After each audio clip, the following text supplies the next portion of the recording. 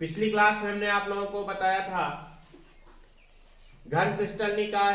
घन क्रिस्टल निकाय के बारे में बताया गया। कितने प्रकार के घन क्रिस्टल निकाय होते हैं? 3 प्रकार के घन क्रिस्टल निकाय के बारे में बताया गया। पहला तो बताया गया सरल घन एककक्षल, दूसरा बताया गया काय केंद्रित घन एककक्षल, तीसरा बताया गया फलक केंद्रित घन एककक्षल।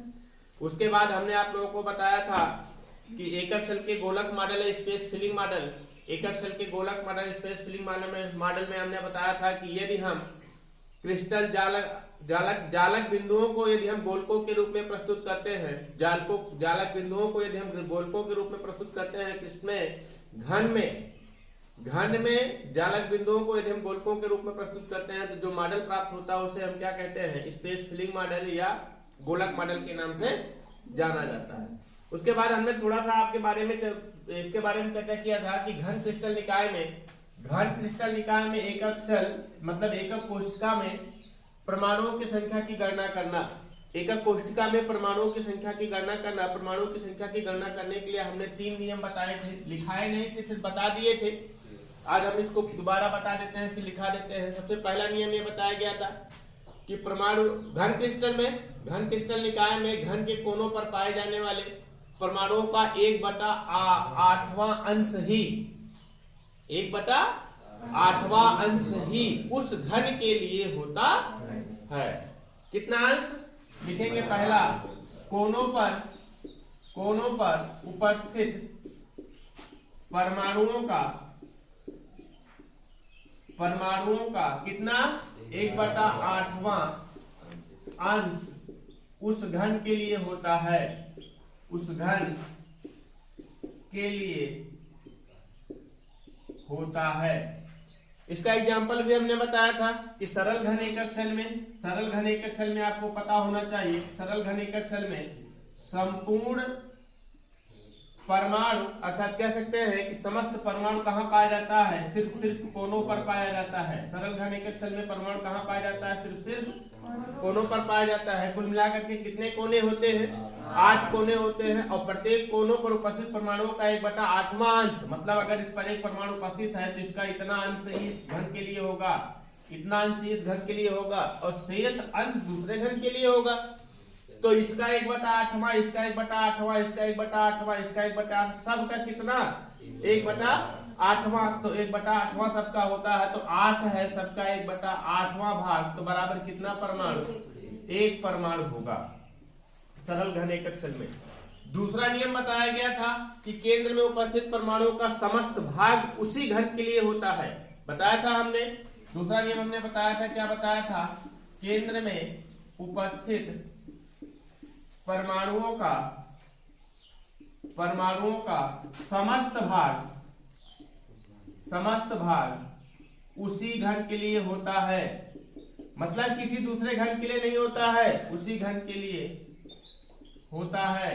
जैसे काय केंद्रित घन एककक्षल की गणना, काय केंद्रित घन एककक्षल की बात करते हैं तो काय केंद्रित घन एककक्षल की बात करते हैं तो काय केंद्रित घन एककक्षल आपका ऐसे होता है। इसमें क्या होता है? ये घन है, काय केंद्रित घन एककक्षल बनाना होगा तो सबसे पहले क्या देखेंगे? प्रत्येक परमाणु कहाँ पाया जाता है? प्रत्येक कोनों पर पाया जाता है। और एक परमाणु कहाँ पाया जाता है? उनके बीचों बीच पाया जाता है। और बीचों बीच पाए जाने वाले परमाणु का समस्त भाग इस घन के लिए होता है। ये किसी दूसरे घन के लिए नहीं होता क्योंकि वो कहाँ पाया जाता है? पूरे घन के बीचों बीच पाया जाता है। इस तरीके से हम कह सकते हैं कि कोनों का कितना? 8वां, 1/8वां अंश। तो 8 कोने सबका 1/8वां बराबर कितना? 1। और प्रत्येक मतलब 20 का कितना? 1 गुणे 1 बराबर कितना? 1 + 1 बराबर कितना? 2 परमाणु। मतलब काय केंद्रित घन एककक्षल में परमाणु की संख्या टोटल कितनी होती है? 2 परमाणुओं की संख्या होती है। तीसरा होता है, क्या हमने बताया था? फलक पर पाए जाने वाले परमाणुओं का कितना भाग?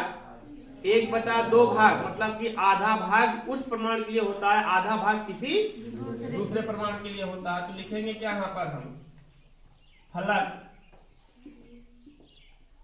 फलक पर पाए जाने वाले परमाणुओं का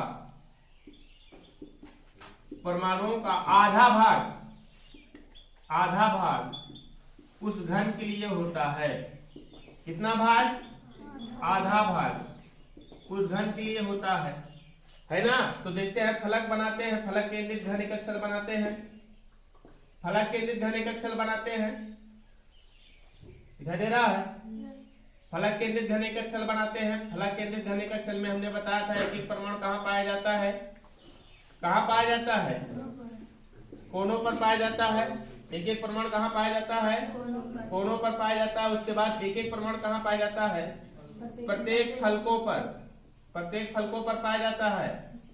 बताया था ना हमने। और कुल कितने फलक होते हैं? 6 फलक होते हैं कुल ना, कुल 6 फलक होते हैं। इसका मतलब क्या होता है? कोनों पर उपस्थित परमाणुओं का 1/8वां अंश, 8 कोने 1/8 बराबर कितना? 6 फलक कितना अंश? आधा अंश बराबर कितना? 3। कुल कितना हो जाएगा आपका? बराबर कितना? 4। अब इससे स्पष्ट हो गया, 3 नियम है, 3 नियमों की सहायता से स्पष्ट हो गया, 3 नियमों की सहायता से स्पष्ट हो गया। काय केंद्रित घन एकक स्थल में परमाणु की संख्या 1, सॉरी सरल घन एकक स्थल में परमाणु की संख्या 1, सरल घन एकक स्थल में परमाणु की संख्या 1, काय केंद्रित घन एकक स्थल में परमाणु की संख्या 2 और फलक केंद्रित घन एकक स्थल में परमाणु की संख्या 4 होती है। समझ गए ना? तो आपको हेडिंग बनाना है, घन क्रिस्टल निकाय के एकक सेल अर्थात एकक कोष्ठिका में परमाणुओं की संख्या की गणना करना। नंबर 1 लिखिए, लिखिए इसमें अंतर्गत लिखिए, किसी घन निकाय में, किसी घन निकाय में घन क्रिस्टल निकाय में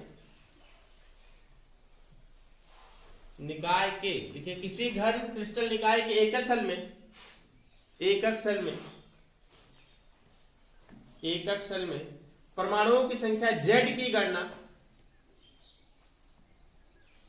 परमाणुओं की संख्या Z की गणना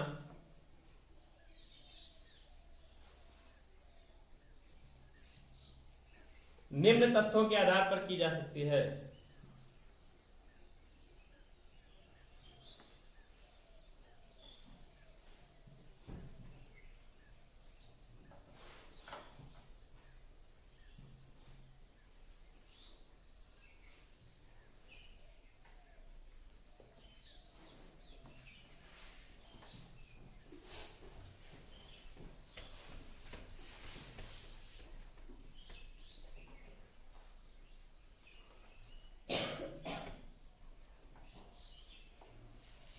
लिखिए नंबर 1,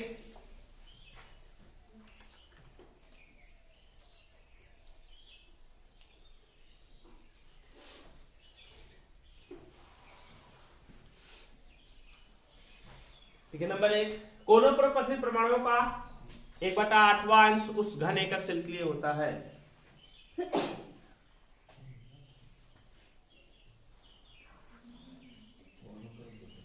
कोनों पर उपस्थित परमाणुओं का 1/8वां अंश, 1/8वां अंश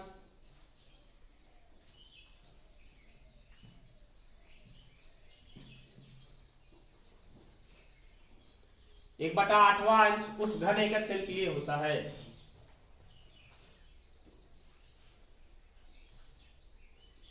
जैसे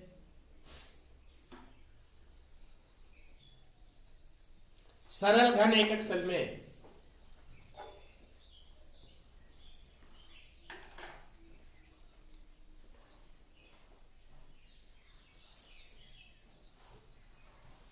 सरल घन एकक सेल में इस सरल घन एकक सेल को बनाइए, बनाइए इसको।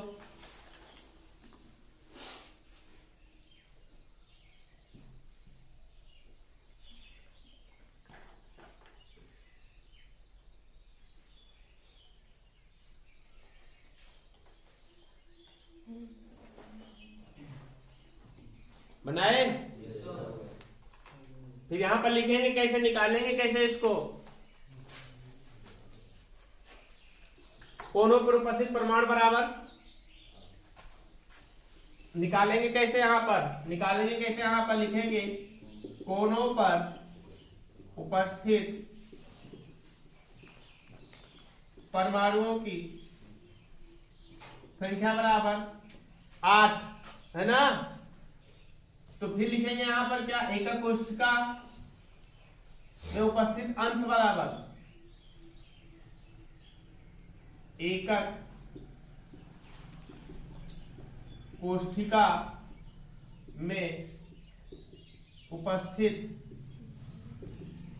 अंश बराबर कितना, 1/8। तो कितना हो जाएगा आपका 8 परमाणु। कितना लिखेंगे यहां पर, एकक कोशिका में उपस्थित परमाणु का अंश बराबर 1/8। तो कुल परमाणुओं की संख्या लिख लेंगे, कुल परमाणुओं की संख्या बराबर 1/8 गुणे 8 बराबर कितना, 1 परमाणु। यहां लिख लेंगे कितना परमाणु, 1 परमाणु। नोट कर लीजिए, नोट करिए इसको जल्दी से।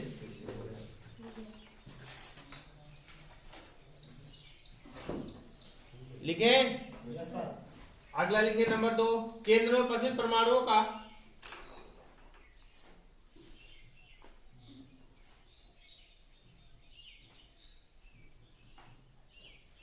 केंद्र में उपस्थित परमाणुओं का समस्त भाग उस घन एकक शेल के लिए होता है। केंद्र में उपस्थित परमाणुओं का समस्त भाग उस घन एकक शेल के लिए होता है।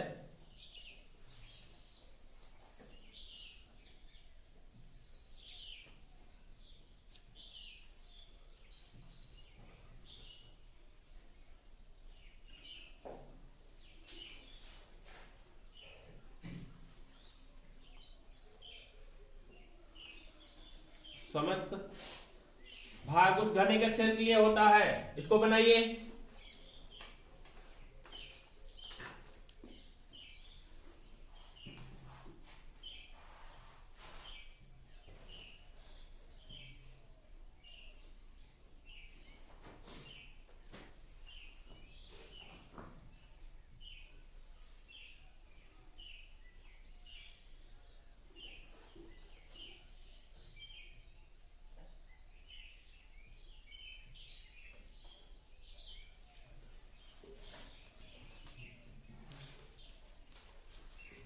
बनाए। निकालेंगे कैसे, निकालेंगे कैसे, लिखेंगे, लिखेंगे जैसे काय केंद्रित घन एकक शेल के लिए, काय केंद्रित घन एकक शेल के लिए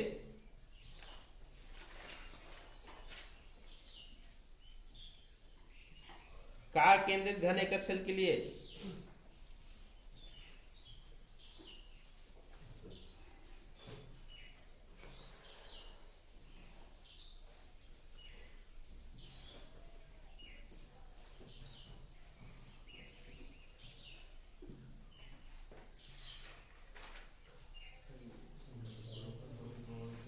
काय केंद्रित घन एकक शेल के लिए कैसे निकालेंगे, लिखेंगे केंद्र में उपस्थित परमाणुओं का अंश बराबर, लिखेंगे केंद्र पर में उपस्थित परमाणु बराबर कितना, 1। फिर लिखेंगे कितना, केंद्र पर उपस्थित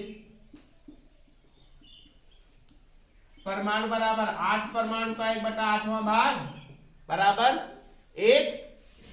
भाई 8 परमाणु हैं, प्रत्येक का 1/8वां भाग। तो फिर लिखेंगे यहां पर कुल परमाणुओं की संख्या बराबर, यहां पर कोनों पर होगा, सॉरी, कोनों पर उपस्थित परमाणुओं का, कोनों पर उपस्थित परमाणु बराबर कितना, 8 का 1/8 और केंद्र में उपस्थित परमाणु का कितना, 1। तो कुल परमाणुओं की संख्या बराबर, कुल परमाणुओं की संख्या बराबर कितना हो जाएगा, 1 + 1 बराबर कितना, 2। नोट कर लीजिए इसको।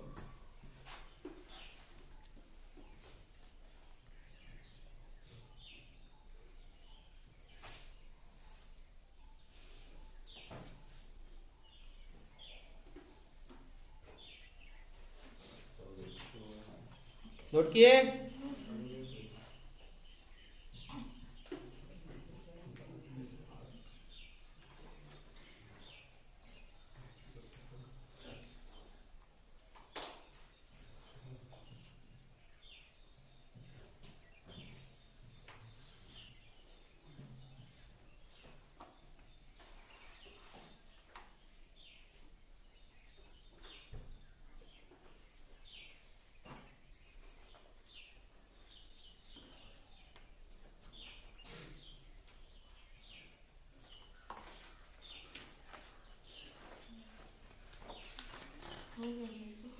नोट किए, जल्दी करिए।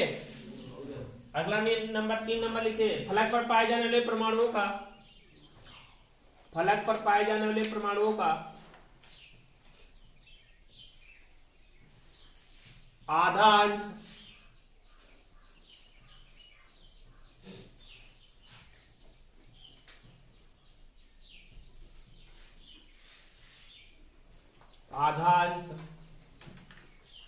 उस घन के लिए होता है। फलक पर पाए जाने वाले परमाणुओं का आधा अंश उस घन के लिए होता है।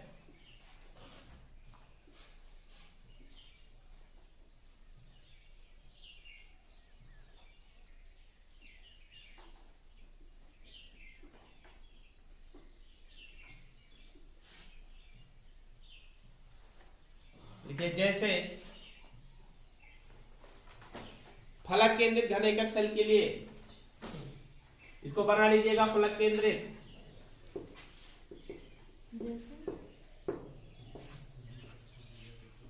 फलक केंद्रित घन एकक सेल में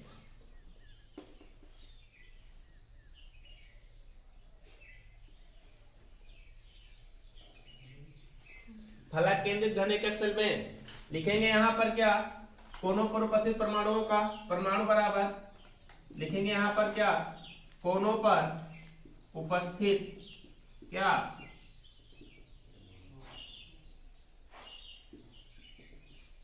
परमाणु बराबर कितना, 8 का 1/8 बराबर कितना, 1 होगा ना। और फिर फलक पर उपस्थित परमाणु बराबर फलक पर उपस्थित परमाणुओं की संख्या बराबर है, परमाणुओं की संख्या बराबर कितना, कितने फलक हैं, 6, प्रत्येक का कितना बराबर कितना, 3 दिखाई दे रहा है यहाँ पर 3। तो लिखेंगे क्या, कुल परमाणुओं की संख्या लिखेंगे यहाँ पर ना, कुल परमाणुओं की संख्या बराबर कितना हो जाएगा, 1 + 3 = कितना, 4। 1 + 3 = 4। नोट कर लीजिए इसको।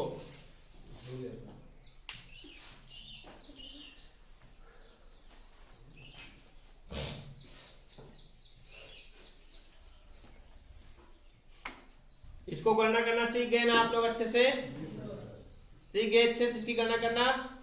हटा रहे हैं इसको,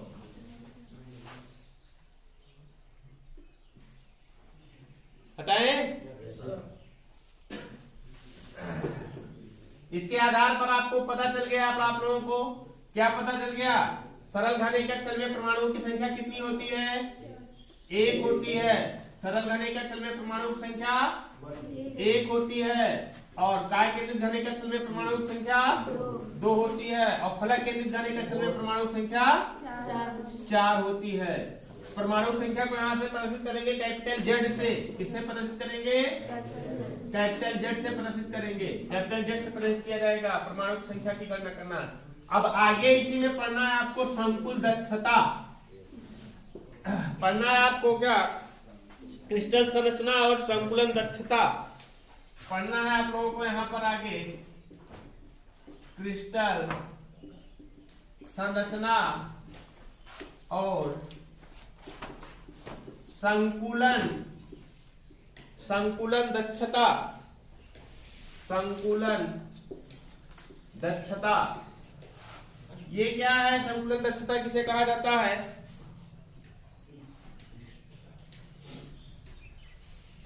आपको हमने पहले ही बता दिया है। हेडिंग बना लीजिएगा, हेडिंग बना लीजिए, क्रिस्टल संरचना और संकुलन दक्षता। आपको हमने पहले ही बताया है क्या होता है, कोई घन क्रिस्टल निकाय है। इस घन क्रिस्टल निकाय में कोनों पर परमाणु उपस्थित होते हैं। जब कोनों पर परमाणु उपस्थित होते हैं, ये परमाणु यहाँ कोनों पर उपस्थित होगा, एक परमाणु यहाँ कोनों पर उपस्थित होगा, एक परमाणु यहाँ उपस्थित होगा, तो एक परमाणु यहाँ उपस्थित होगा, एक परमाणु यहाँ होगा, यहाँ होगा, यहाँ होगा, फिर एक परमाणु यहाँ होगा, यही तो उपस्थित होगा। अब देखिए परमाणुओं द्वारा, इस घन में परमाणुओं द्वारा आयतन पूर्ण रूप से घेरा गया है, लेकिन कुछ आयतन इसका क्या है, अभी भी खाली है। जैसे यहाँ पर आयतन खाली मिलेगा, आपको मिलेगा कि नहीं? यहाँ पर आयतन खाली मिलेगा, यहाँ पर मिलेगा, यहाँ पर मिलेगा, यहाँ पर मिलेगा। मतलब क्या कहते हैं कि परमाणुओं के द्वारा आयतन तो घेरा गया है, इस घन का संपूर्ण आयतन परमाणुओं के द्वारा घेरा तो गया है, लेकिन कुछ आयतन इसका अभी भी क्या है? खाली है। इस आयतन कुछ आयतन अभी भी इसका क्या है? खाली है। तो संकुलन दक्षता क्या होती है जानते हैं? परमाणुओं द्वारा घेरा गया आयतन, परमाणुओं द्वारा घेरा गया आयतन और समस्त घन का आयतन, समस्त क्यूब का आयतन का प्रतिशत जो होता है वही क्या कहलाता है? संकुलन दक्षता कहलाती है। नहीं समझ पाए आप लोग? परमाणुओं द्वारा घेरा गया आयतन कि मतलब परमाणुओं ने इस घन का कितना आयतन क्या किया हुआ है? घेर रखा है। परमाणु द्वारा घेरा गया आयतन और समस्त घन का आयतन, पूरे घन का आयतन का अनुपात कह सकते हैं, समस्त घन का आयतन के अनुपात का प्रतिशत के रूप में व्यक्त करना क्या कहलाता है? संकुलन दक्षता कहलाती है। क्या कहलाती है? संकुलन दक्षता कहलाती है। तो यहाँ पर हम संकुलन दक्षता निकालेंगे। संकुलन दक्षता मतलब प्रतिशतता निकालेंगे। क्या निकालेंगे? संकुलन दक्षता मतलब क्या? प्रतिशतता निकालेंगे। प्रतिशतता बराबर क्या होता है? परमाणुओं द्वारा घेरा गया आयतन, परमाणुओं द्वारा घेरा गया आयतन बटे एकक कोष्ठिका का आयतन। कोष्ठिका का मतलब एकक सेल का आयतन और गुणे 100। और परमाणु द्वारा घेरा गया आयतन को प्रयुक्त किया जाता है V ऑक्यूपाइड से। किससे प्रयुक्त किया जाता है? V ऑक्यूपाइड से। लिखेंगे VOCU ऑक्यूपाइड हो जाता है बाई V के का कोष्ठिका का आयतन को प्रयुक्त करेंगे किससे? V सेल से। संपूर्ण सेल का आयतन, संपूर्ण सेल का आयतन और गुणे 100। यही क्या होती है? इसी फार्मूले से हमें निकालना होता है क्या? संकुलन दक्षता। अभी हम आपको सरल घन एकक सेल के लिए, काय केंद्रित घन एकक सेल के लिए और फलक केंद्रित घन एकक सेल की संकुलन दक्षता निकाल करके बताएंगे। कैसे संकुलन दक्षता निकाली जाती है अभी मैं बताऊंगा, लेकिन इतना जानिए संकुलन दक्षता वास्तव में होता क्या है। हमने बताया कि कोई घन होता है, उस घन में परमाणु उपस्थित होते हैं। अब ये जरूरी नहीं है कि जब परमाणु गोलक के रूप में उपस्थित है, जरूरी नहीं है कि इस घन में परमाणु के द्वारा सारा आयतन घेर लिया गया हो। उसका कुछ आयतन क्या होता है? बीच बीच में क्या होता है? खाली रहता है। बीच बीच में खाली रहता है। कुछ आयतन उसका बीच बीच में खाली रहता है। तो परमाणु द्वारा घेरा गया आयतन, परमाणु द्वारा घेरा गया आयतन और संपूर्ण घन का आयतन का अनुपात को प्रतिशत के रूप में व्यक्त करना ही क्या कहलाता है? उसकी संकुलन दक्षता कहलाती है। आपको तुरंत यहाँ पर पता चल जाना चाहिए, आपके दिमाग में ये आना चाहिए कि आपको पता होना चाहिए कि सरल घन एकक सेल में परमाणुओं की संख्या कितनी है? 1 है। तो वो बताइए कि घन में परमाणु द्वारा घेरा गया आयतन कम होगा कि ज्यादा? कम होगा ना। तो संकुलन दक्षता उसकी कम आएगी, ज्यादा? कम आएगी। स्वाभाविक सी बात है, कम आएगी ना। परमाणु द्वारा घेरा गया आयतन कम होगा, संकुलन दक्षता क्या आएगी? कम आएगी। इससे ज्यादा किसका होगा? सबसे ज्यादा किसका होगा? फलक केंद्रित का, क्योंकि वहां पर परमाणुओं की संख्या क्या है? 4 है। मतलब घेरा गया आयतन क्या होगा? परमाणु द्वारा घेरा गया आयतन क्या होगा? अधिक होगा। लेकिन घन का आयतन तो वही तो होगा, इसलिए उसकी संकुलन दक्षता क्या आएगी? अधिक आएगी। उसकी संकुलन दक्षता क्या आएगी? अधिक आएगी। तो लिखिए संकुलन दक्षता, लिखिए क्रिस्टल में उपलब्ध कुल स्थान, क्रिस्टल में उपलब्ध कुल स्थान का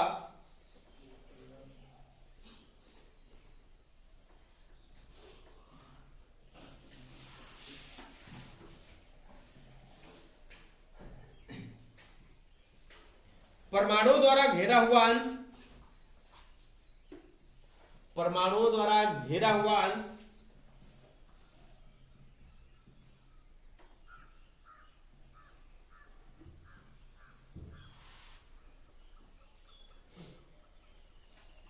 संकुलन दक्षता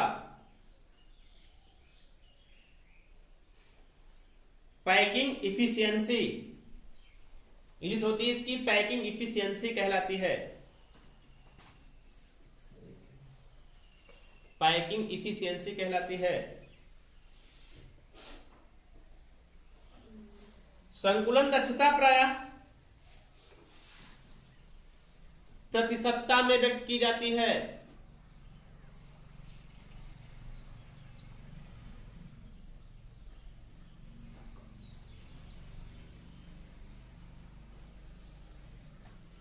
किसमें व्यक्त की जाती है? प्रतिशतता में व्यक्त की जाती है।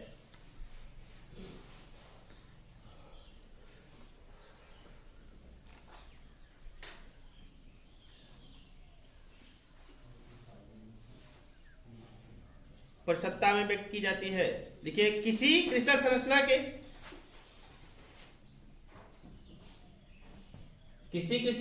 के एकक सेल में उपस्थित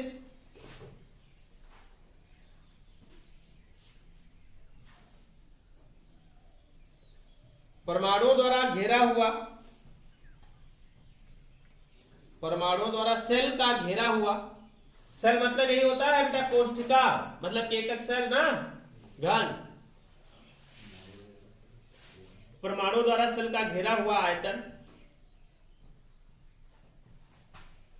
भी ऑक्युपाइड OCCU रहेगा।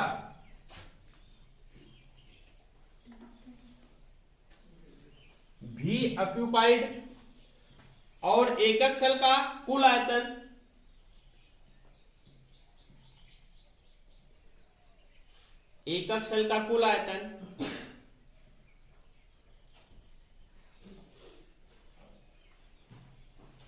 भी सेल है तो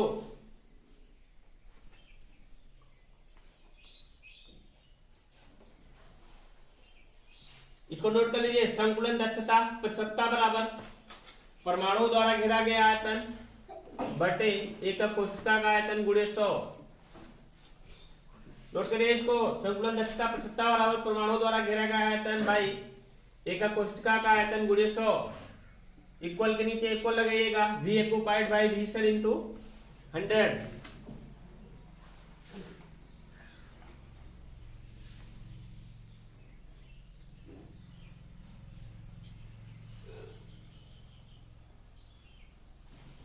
अच्छा, ये बताइए बेटा, आप लोग यहाँ पर ये एक दिमाग लगाइए। आप लोग यहाँ पर बताइए, ये तो संकुलन दक्षता हो गई, लेकिन अगर हम यहाँ पर निकालेंगे कुल रिक्त स्थान प्रतिशतता में कितना होगा?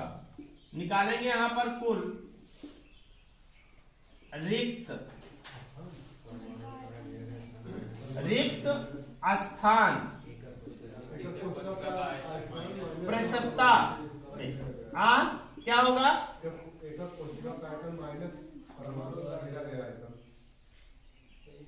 यहां पर लिखेंगे क्या हम?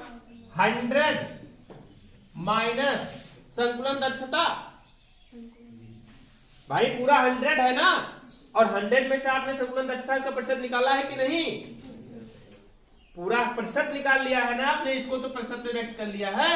और प्रतिशतता हमेशा किसमें व्यक्त की जाती है? 100 में ना। तो पूरा 100 है, 100 में से इतना निकल गया, तो जो आएगा वही तो रिक्त स्थान होगा।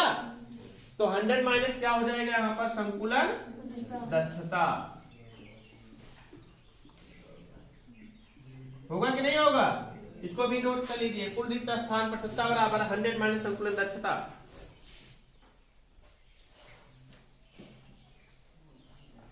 ये भी प्रतिशत में होगा, नहीं तो प्रतिशतता में होगा, नहीं पता लगेगा, इसे लिख लो।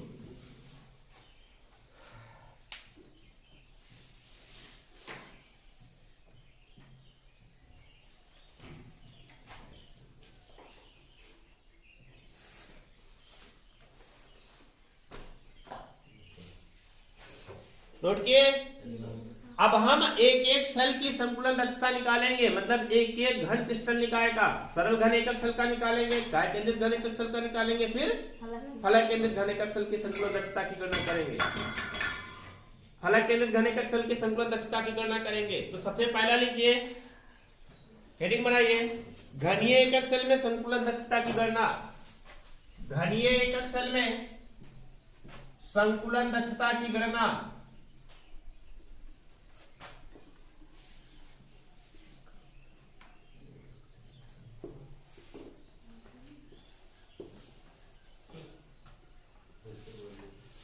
घनीय एकक सेल में संकुलन दक्षता की गणना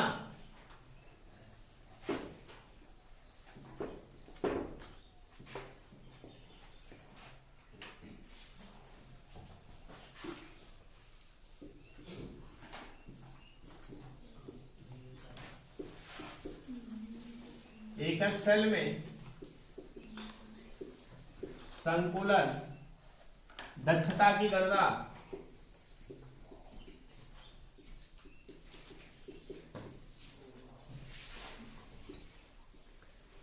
घनीय एकक सेल में संकुलन दक्षता की गणना। तो घनीय एकक सेल 3 प्रकार का होता है ना, 3 प्रकार का घनीय एकक सेल है ना। तो पहला कौन सा लिखेंगे हम?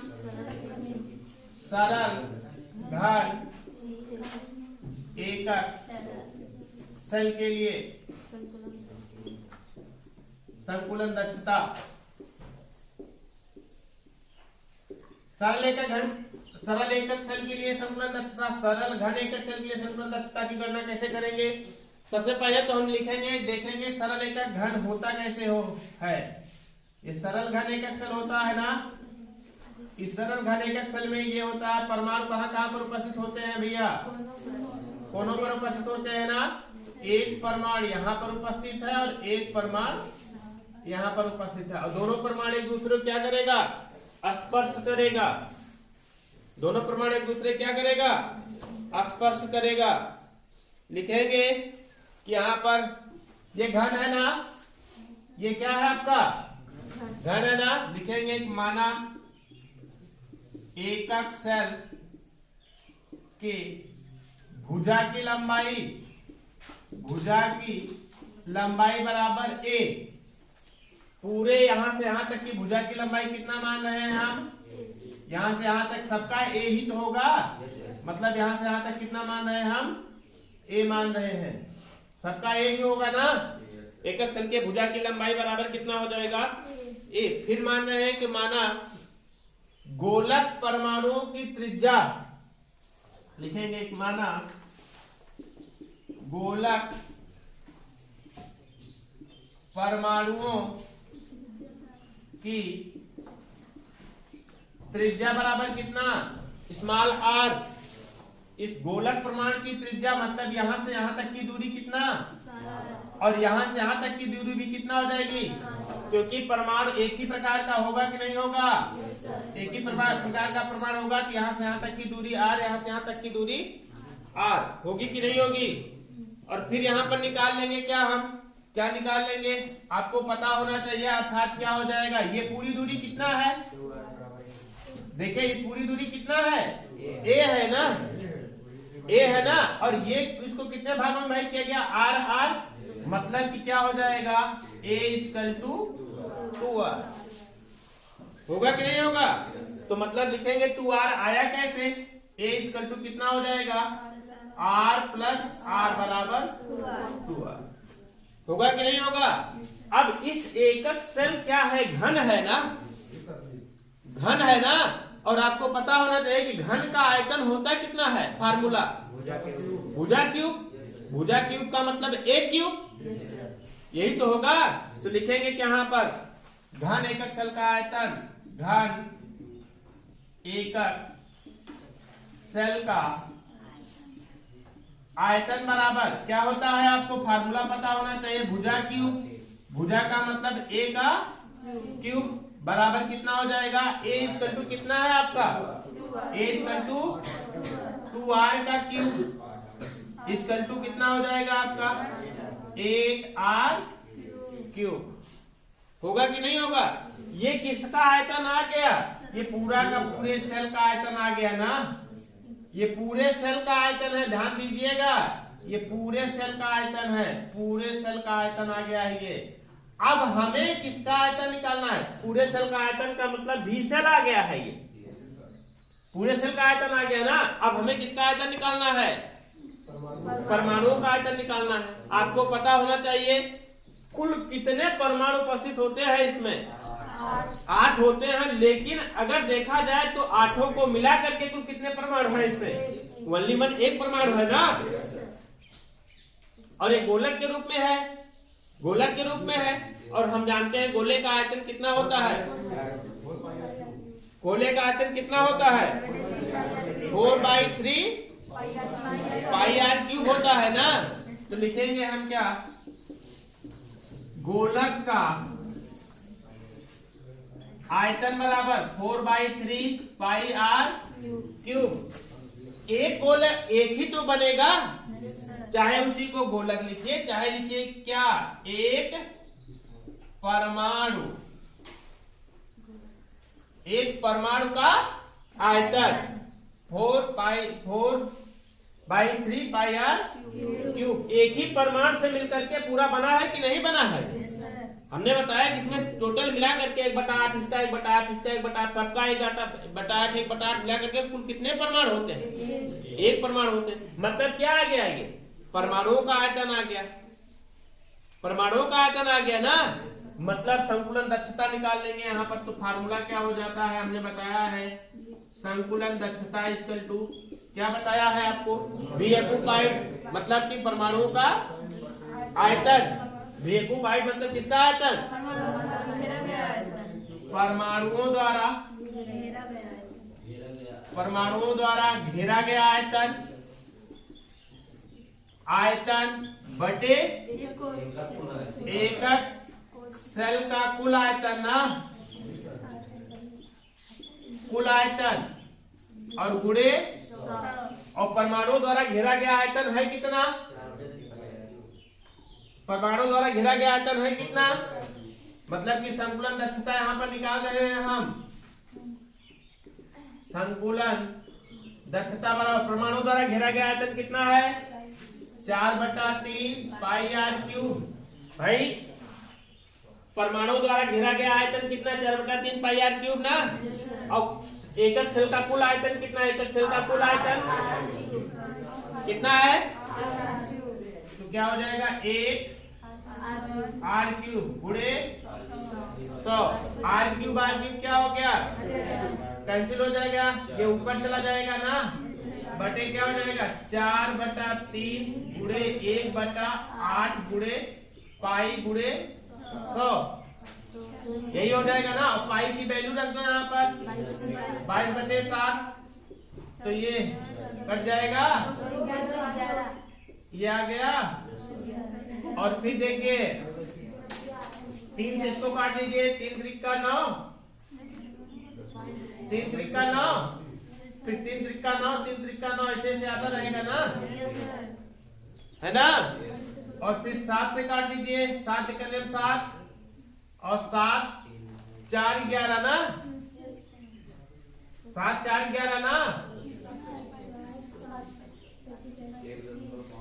और 7 5 35,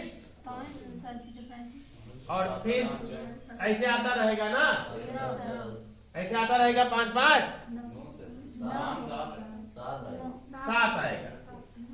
मतलब 1.57 इंटू 3.33, इसका आपस में मल्टीप्लाई करोगे, मल्टीप्लाई करने के बाद जो आएगा वो आएगा 52.33%।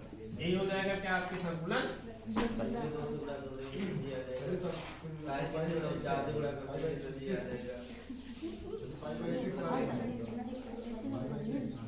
ये मतलब क्या है आपका, ये है क्या, सरल घन एकक सेल की संकुलन दक्षता।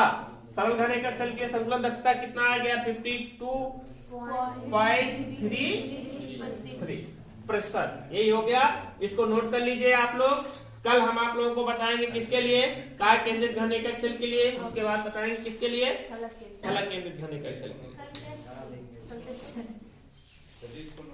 हाँ नोट कर लीजिए इसको।